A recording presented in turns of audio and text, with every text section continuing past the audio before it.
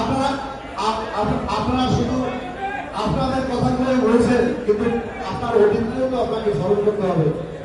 আজকে আপনারা ভাতার জমি ভাতার উত্তরের জমি নিয়েছেন 32 কোটি প্লাস রেজিস্ট্রেশন 37 কোটি, আর বেইলের জমি কিনেছেন 7 কোটি সামথিং, হলে কত 42 কোটি সামথিং বা 43 কোটি। আমি যখন ক্ষমতা হস্তান্তর করি তখন কিন্তু আমি অ্যাসোসিয়েশনে 43 কোটি টাকা রেখে আসছি। আজকে এই টাকা ছিল বলেই আপনারা খরচ করতে পারছেন। আজকে এই টাকা সঞ্চয় ছিল বলেই তার বাবার টাকা থাকে তার সন্তান খরচ করতে পারে, কিন্তু আহরণ করে আপনার কয় টাকা কি করছেন সেটা হিসাব আপনাদেরকে দিতে হবে।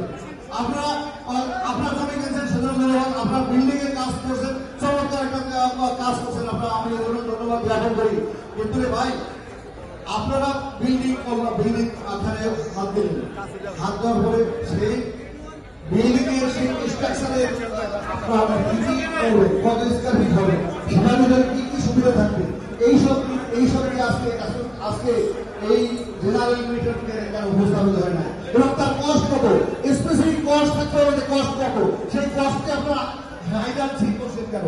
আপনারা আজকে এই শেয়ারে আছে, কাউকে থাকবে না, আমি এক সময় থাকবো না, আবার থাকবে, এইটাই পৃথিবীর নিয়ম। কিন্তু এই শেয়ারগুলো কিন্তু সম্মানিত শেয়ার, এই অ্যাসোসিয়েশন কিন্তু সম্মানের জায়গা। তো আপনারা কেন হাইলাইট শিখতে যাচ্ছেন? আপনারা কেন স্পেসিফিক বলেন না কেন যে আমরা এই বিল্ডিংটা করতে চাচ্ছি? আপনাদের এর সাথে কোনো বেটার কোনো আইডিয়া আপনাদের কাছে আছে কিনা? ওই আপনার সেটা আমি নাই, আপনারা একবার কথা হবে, আপনারা মনে করেন যে আপনারা ভোট পেয়েছেন, আপনারা সর্বসভা, বিষয় কিন্তু নয়। এই জনগণ আছে বলেই আমি সর্বসভা, আর না হয় আমি ভালো কিছু না। এই জনগণের টাকায় আপনার আমার ফের বাবার টাকায় আমরা এই বিল্ডিং করি না, আমাদের এই ভাইরা যারা আছে তাদের টাকায় বিল্ডিং করি।